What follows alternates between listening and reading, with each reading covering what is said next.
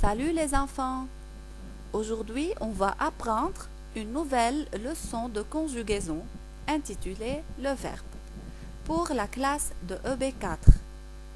Et l'objectif de notre leçon, c'est de savoir que le verbe est essentiel dans la phrase, de savoir que le verbe se présente sous deux formes et que le verbe est formé d'un radical et d'une terminaison.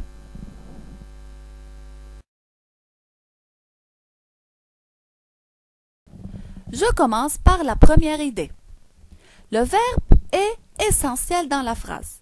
Si on le supprime, ça ne sera plus une phrase. Et pour faciliter les choses, je vous donne ces deux images. Je commence par la première image. Vous voyez une belle maison, bien construite, avec des murs bien construits. Et cette maison est divisée en plusieurs chambres. La chambre à coucher, la salle de bain, la cuisine et le salon. Et c'est à cause des murs qui sont bien construits. Mais si il n'y a pas de murs dans cette maison, alors on va regarder la deuxième image et on va voir que la maison va être toute détruite à cause de ces murs. Et c'est comme ça pour la phrase. Si on n'a pas mis de verbe dans la phrase va être incorrecte et elle n'a pas de sens. C'est pour cela qu'à chaque fois que vous voulez écrire une phrase, vous devez premièrement choisir le verbe. Et c'est comme ça que vous pouvez construire une phrase correcte et à un sens. Passons maintenant les élèves à la deuxième idée. C'est comme vous vous présentez, le verbe aussi se présente. Mais le verbe se présente sous deux formes. Il peut être un verbe à l'infinitif et il peut être un verbe conjugué.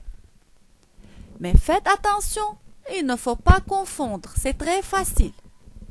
Quand le verbe est à l'infinitif, il se termine à la fin ou par ER, ou par IR, ou par OIR, ou par RE.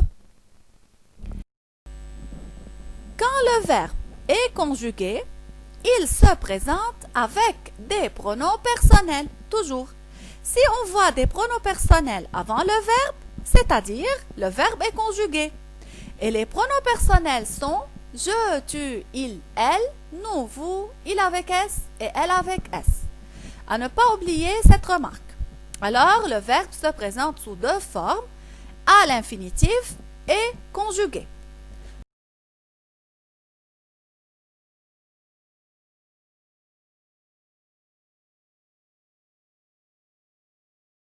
Voyons maintenant les exemples suivants.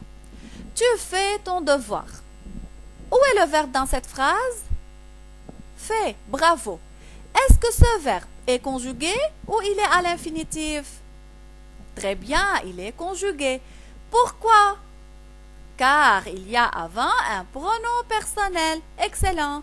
Et comme on a dit, quand il y a un pronom personnel avant le verbe, c'est-à-dire il est conjugué. Qui sait trouver l'infinitif de ce verbe? Bravo, c'est-à-dire c'est quel verbe? Excellent, c'est le verbe faire et il se termine par RE. Passons à l'exemple 2. Il doit compléter la leçon. Où est le verbe conjugué dans cette phrase? Doit, très bien. Pourquoi? Excellent, car avant lui, il y a un pronom personnel, il, très bien. Et où est le verbe à l'infinitif ici? Bravo, compléter. Il se termine par quoi? Par ER. Et c'est un verbe du premier groupe. Alors, ici, dans cette phrase, il y a deux verbes. Un verbe conjugué qui est accompagné par un pronom personnel et un verbe à l'infinitif du premier groupe qui se termine par ER. Et il ne faut pas confondre avec ces verbes. L'idée que vous devez savoir, c'est que le verbe est formé de deux parties. Le verbe se compose de deux parties. Le radical, c'est-à-dire la première partie du verbe, et la plupart du temps, il ne change pas, ou parfois, il change un peu. Et la terminaison du verbe, c'est la fin. Elle change lorsque le verbe est conjugué. Et il change aussi selon le pronom personnel.